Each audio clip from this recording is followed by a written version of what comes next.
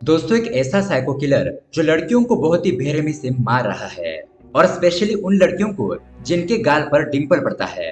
शहर में ऐसे ही 3-4 लड़कियों की मौत होने के बावजूद भी पुलिस उस साइको किलर को पकड़ नहीं पा रही थी, क्योंकि ये साइको किलर इतना शातिर होता है कि वो किसी भी मर्डर के पीछे कोई भी सुराग नहीं छोड़ता। इसीलिए अब इस केस को क्राइम ब्रांच को सौंप दिया जाता है। तो एसपी लोकनाथन अपनी टीम के साथ इस केस के इन्वेस्टिगेशन में लग जाता है। तो दोस्तों, क्या ये लोग इस साइको किलर को पकड़कर शहर में हो रही लड़कियों की हत्याओं को रोक पाएंगे? यही देखेंगे हम आज की थ्रिलर कहानी में, जिसका नाम है पोर्थोस हिल। इस कहानी में आपको बहुत सारे ट्विस्ट देखने को मिलेंगे और सच में ये मूवी आपको चौंका देगी। जब किलर के खून करने की मेंटेलिटी के बारे में आपको पता चलेगा, तब तो आपके होश उड़ जाएंगे। इसीलिए दोस्तों, वीडियो को एंड तक जरूर देखना। तो दोस्तों, मेरा नाम है किरण और आप देख रहे हैं हॉरर बॉक्स हिंदी। अगर आपको भी ऐसे ही मर्डर मिस्ट्री मूवी देखना पसंद है तो हमारे चैनल को सब्सक्राइब जरूर कीजिए, क्योंकि हम आपके लिए ऐसे वीडियोस लाते रहते हैं। तो चलिए बिना किसी देरी के शुरू करते हैं आज की कहानी। कहानी की शुरुआत में हम दो पुलिस वालों को देखते हैं जो कि रात में पेट्रोलिंग कर रहे थे। तभी बीच रास्ते में उनकी गाड़ी खराब हो जाती है, जिसके बाद उसमें से एक पुलिस वाला जंगल की तरफ फ्रेश होने के लिए जाता है। लेकिन तभी वहां पर उसे एक लड़की की डेड बॉडी दिखाई देती है। वो देखता है कि उस लड़की की बहुत ही बेरहमी से हत्या कर दी गई है और उसके कुछ देर बाद हम देखते हैं वहां पर पुलिस की पूरी टीम पहुंच जाती है, जहां हमें पुलिस वालों की बातों से पता चलता है कि 3 दिन पहले भी सेम इसी तरह से एक और लड़की की हत्या कर दी गई थी। लेकिन पुलिस वालों को कातिल का अभी तक सुराग नहीं मिला था। इसीलिए अभी इस केस को क्राइम ब्रांच को सौंप दिया जाता है और वहां पर उनकी टीम में ऑफिसर एसपी लोकनाथन, प्रकाश और वीना होते हैं। वीना इस टीम की टेक्निकल असिस्टेंट थी और एसपी लोकनाथन ऑनेस्ट ऑफिसर। तो वहीं पर प्रकाश के बारे में बात की जाए तो उसने अभी भी पुलिस की जॉब ज्वाइन की है। अब ये केस क्राइम ब्रांच के पास आने की वजह से एसपी लोकनाथन अपनी टीम के साथ उस लड़की की डेड बॉडी की जांच करने के लिए मॉर्चरी जाते हैं। वहां पर डॉक्टर बताते हैं कि इस लड़की का गला घोटने के लिए स्टील वायर का यूज किया गया था। साथ ही साथ डॉक्टर बताते हैं कि ज्यादातर केसेस में विक्टिम का गला पीछे से घोटा जाता है, लेकिन इस केस में विक्टिम का गला आगे से घोटा गया था और मारने वाले ने इतनी जोर से स्टील वायर से गला घोटा था कि ऐसा लग रहा था कि मानो चाकू से गला काटा हो, और ये किसी नॉर्मल कद काठे के इंसान ने नहीं किया है। साथ ही साथ हम ये भी पता चलता है कि लड़की के शरीर पर ना ही कोई हाथापाई के निशान मिले हैं और ना ही उसके ब्लड में कोई नशीली दवा मिलाई गई है, यानी कि लड़की को मारने वाला जरूर उसका कोई जान पहचान का ही था। खैर, अब उसके बाद एसपी लोकनाथन प्रकाश को मॉर्चरी के अंदर बुलाता है, लेकिन यहाँ पर जब प्रकाश उस डेड बॉडी को देखता है तो उसे उल्टियां होने लगती है और वो मॉर्चरी से बाहर आ जाता है। दरअसल दोस्तों, प्रकाश का ये पहला ही केस था और उसने आज तक इतने करीब से किसी की डेड बॉडी नहीं देखी थी, और वो भी इतनी बुरी हालत में।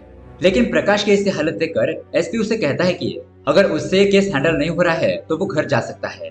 दरअसल एसपी बहुत ज्यादा स्ट्रिक्ट इंसान होते हैं और वो अपने केस में किसी भी तरह की रुकावट नहीं चाहते थे। इसलिए वो प्रकाश से कहते हैं कि मैं यहाँ पर केस सॉल्व करने के लिए आया हूँ, ना कि तुम्हें सिखाने के लिए। और ये बात सुनकर प्रकाश को बहुत ज्यादा बुरा लगता है, लेकिन वो इस केस को छोड़कर नहीं जाता। खैर, इसके बाद एसपी और उसकी टीम कृष्णा पार्क नाम के एक लॉज में रुकते हैं, जहाँ पर ये दोनों एक ही रूम में रुके थे। और जब एसपी अपने कपड़े चेंज कर रहे होते हैं तो प्रकाश की नजर एसपी के पीठ पर पड़ती है और वो उनके पीठ पर जख्मों के निशान देखता है, लेकिन प्रकाश इसके बारे में उन्हें कुछ भी नहीं पूछता। खैर, अब उसके अगले दिन एसपी और प्रकाश क्राइम लोकेशन पर पहुंच जाते हैं, जहां पर एसपी किलर की सोच समझने के लिए प्रकाश को उसी लड़की की पोज में बिठा देता है और वो प्रकाश से कहता है कि किलर विक्टिम के बालों को और हाथों को इसलिए बांध देता होगा क्योंकि जब किलर उसके सामने खड़ा हो तो विक्टिम सीधा उसके चेहरे को देख सके और खुद को लाचार और बेबस समझ सके।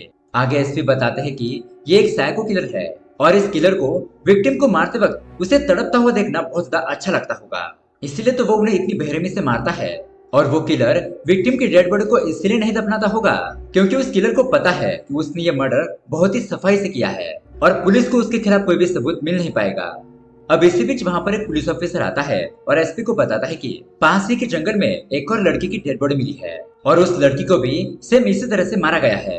उसके बाद एसपी और प्रकाश क्राइम सीन पर पहुंच जाते हैं, जहां पर हमें पता चलता है कि इस लड़की की मौत रात के 10 से 11 बजे हुई है।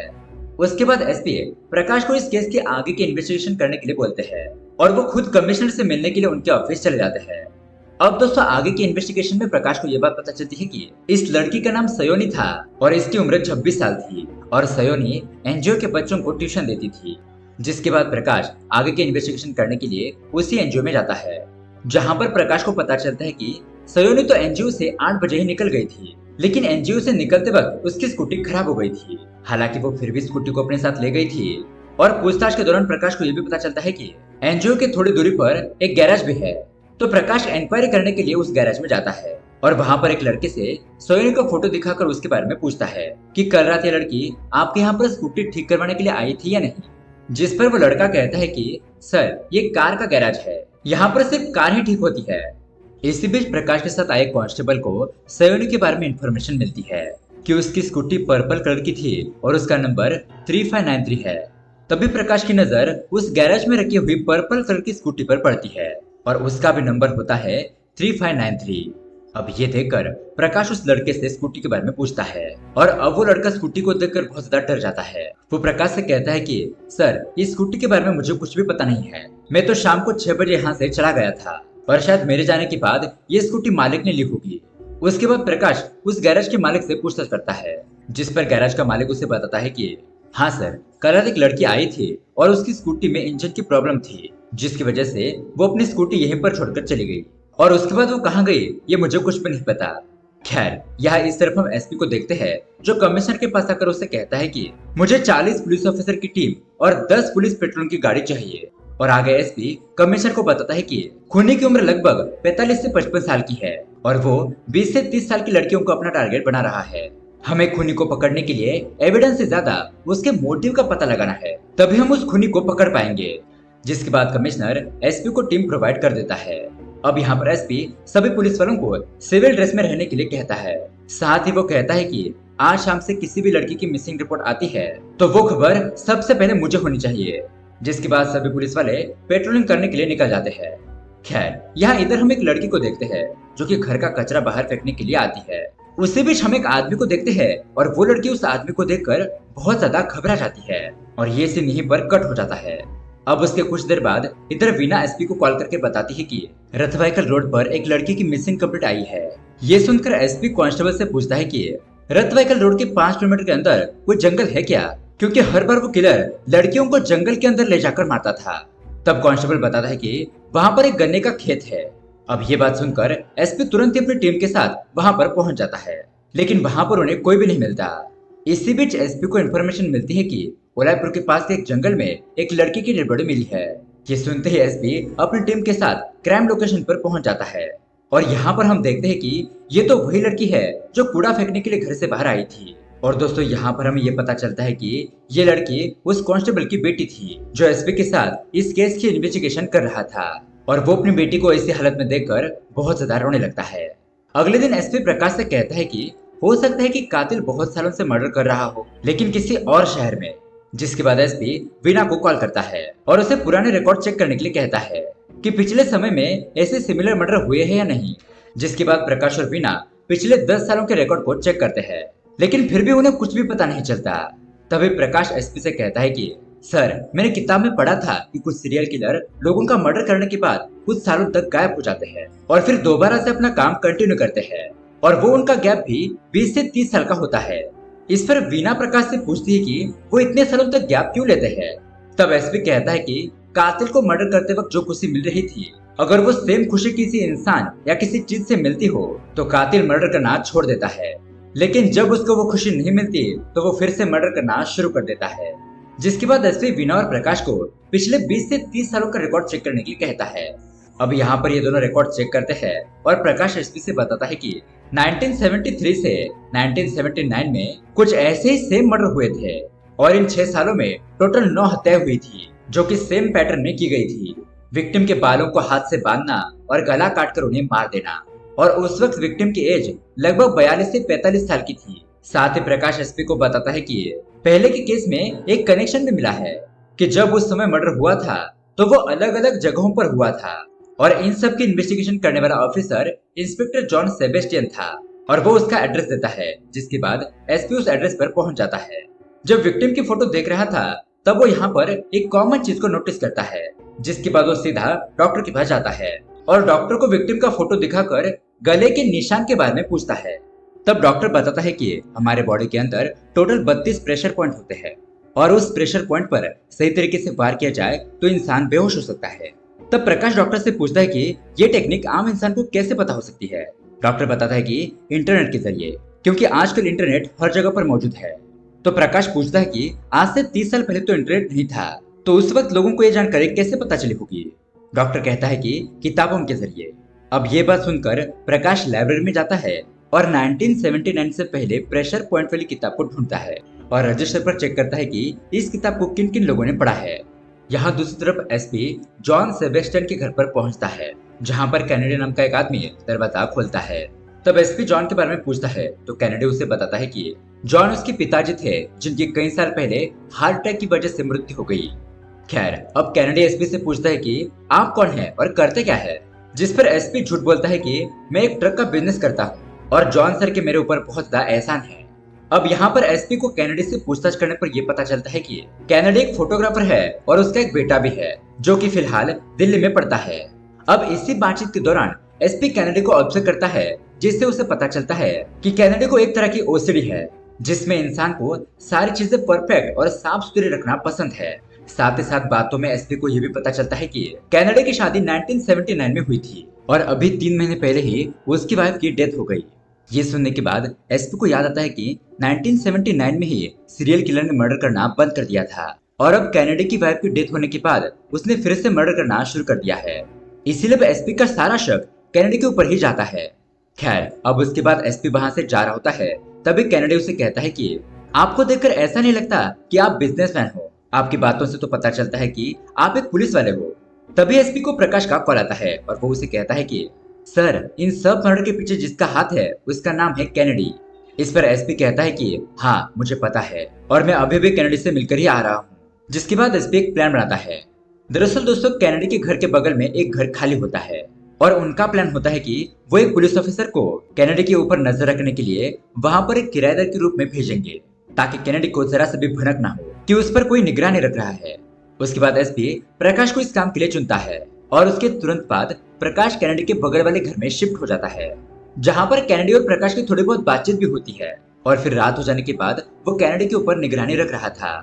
तभी वो देखता है कि कैनेडी अपनी गाड़ी लेकर कहीं पर जा रहा है और ये देखकर प्रकाश तुरंत ही एसपी को इन्फॉर्म करता है, जिसके बाद एसपी वॉकी टॉकी के जरिए अपनी टीम को अलर्ट कर देता है। लेकिन कुछ गलती की वजह से एसपी की टीम से कैनेडी की गाड़ी मिस हो जाती है और उन्हें पता ही नहीं चलता कि कैनेडी की गाड़ी किस रास्ते से गई है। खैर, अब 3 घंटे इंतजार करने के बाद एक पुलिस वाले को कैनेडी की गाड़ी दिखाई देती है, जिसके बाद एसपी उस पुलिस वाले को कॉल करके कैनेडी की इंक्वायरी करने के लिए कहता है। अब वो पुलिस वाला कैनेडी से पूछता है कि आप कहाँ से आ रहे हो, जिस पर कैनेडी कहता है कि मैं मूवी देखकर आ रहा हूँ और कैनेडी उसे मूवी के टिकट भी दिखाता है। उसके बाद पुलिस वाला कैनेडी की डिक्की चेक करता है, लेकिन उसके अंदर भी उसे कुछ नहीं मिलता, जिसके बाद कैनेडी वहां से चला जाता है। इधर एसपी प्रकाश को कॉल करके कैनेडी के घर की तलाशी लेने के लिए कहता है, जिसके बाद प्रकाश उसके घर पर जाकर छानबीन करना शुरू कर देता है, लेकिन उसे वहां पर भी कुछ नहीं मिलता। तभी प्रकाश की नजर एक बंद कमरे पर पड़ती है, जिस पर ताला लगा हुआ था, और जब प्रकाश उस कमरे में जाने के लिए आगे बढ़ता है, तभी वहां पर कैनेडी आ जाता है, जिसके डर से प्रकाश दरवाजे के पीछे ही छुप जाता है और मौका देखते ही वहां से भाग जाता है।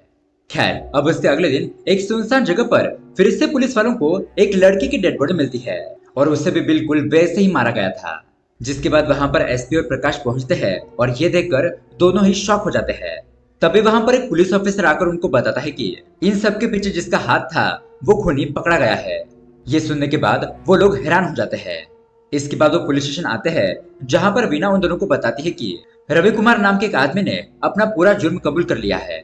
साथ ही वीना बताती है कि क्राइम सीन के थोड़ी दूरी पर एक पुलिस का नाका लगा हुआ था और वहीं पर ये खूनी पकड़ा गया और विक्टिम के कुछ गहने भी उसके पास मिले हैं।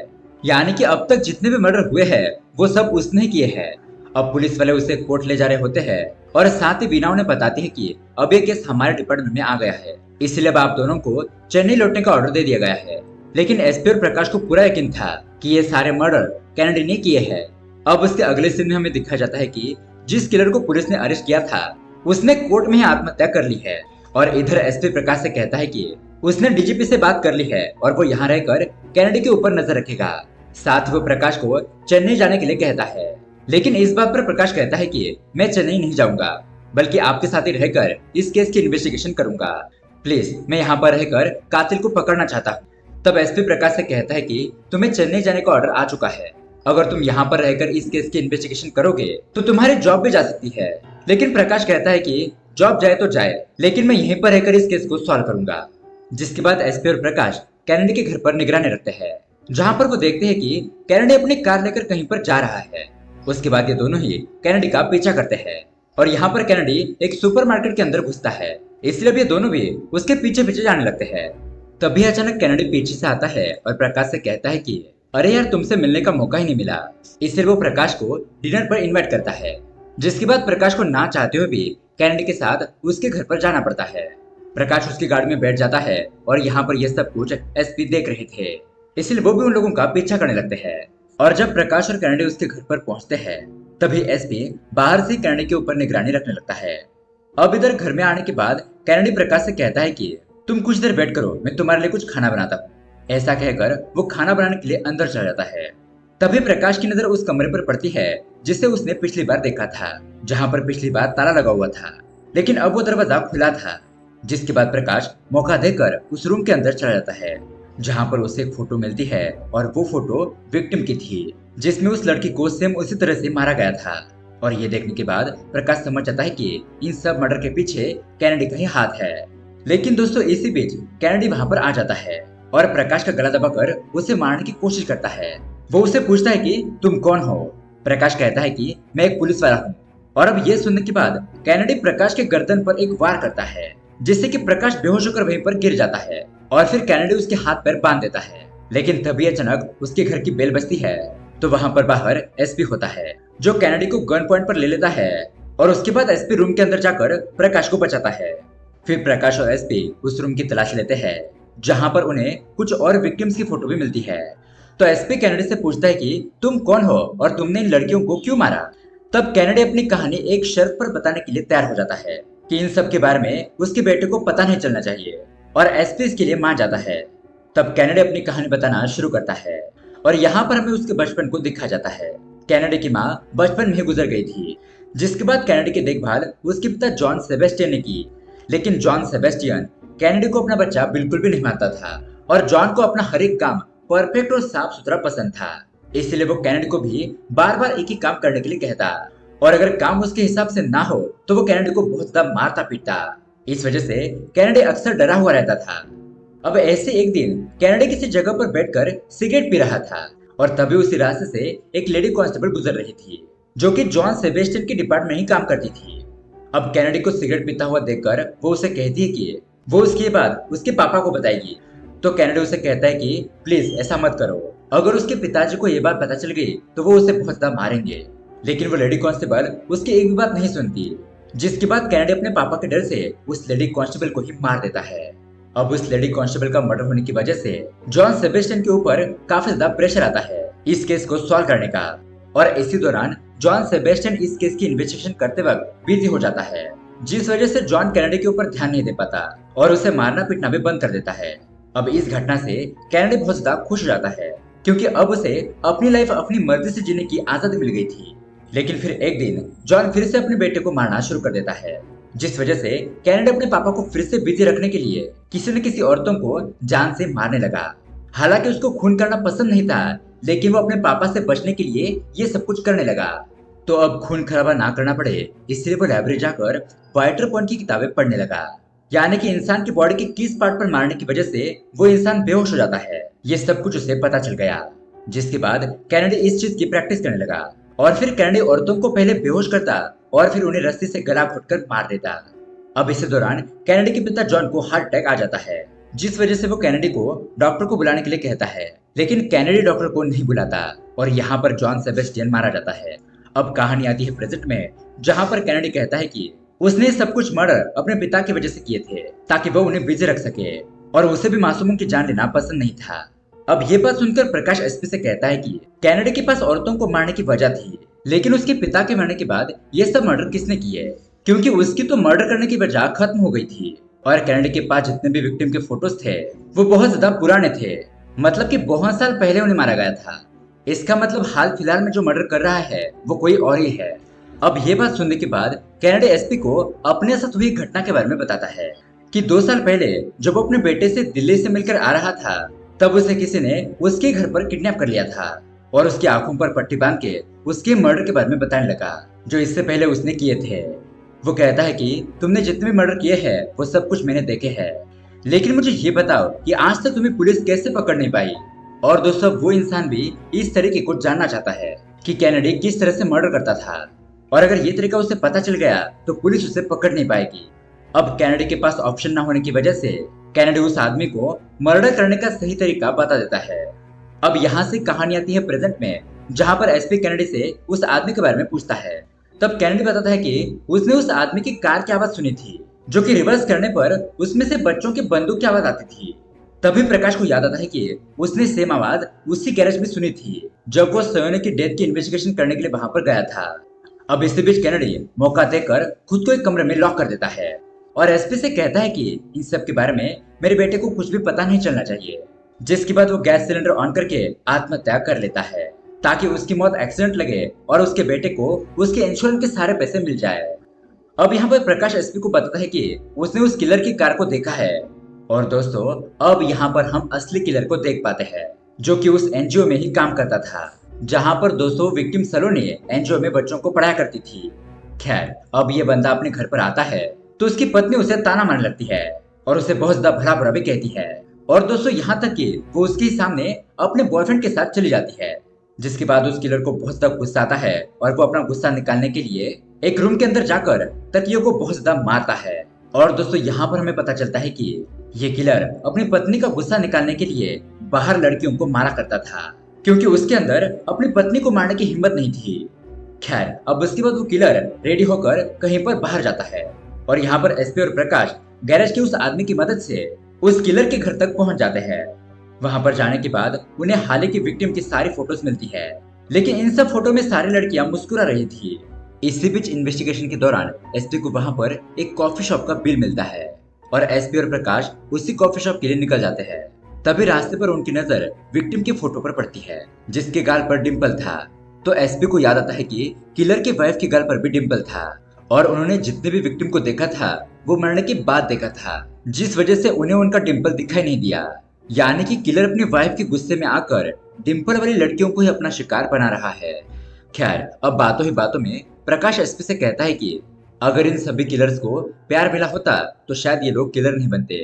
तब एसपी उसे कहता है कि ऐसा नहीं है, सही परवरिश ना मिलने की वजह से लोग किलर नहीं बल्कि कुछ लोग पुलिस ऑफिसर भी बनते हैं।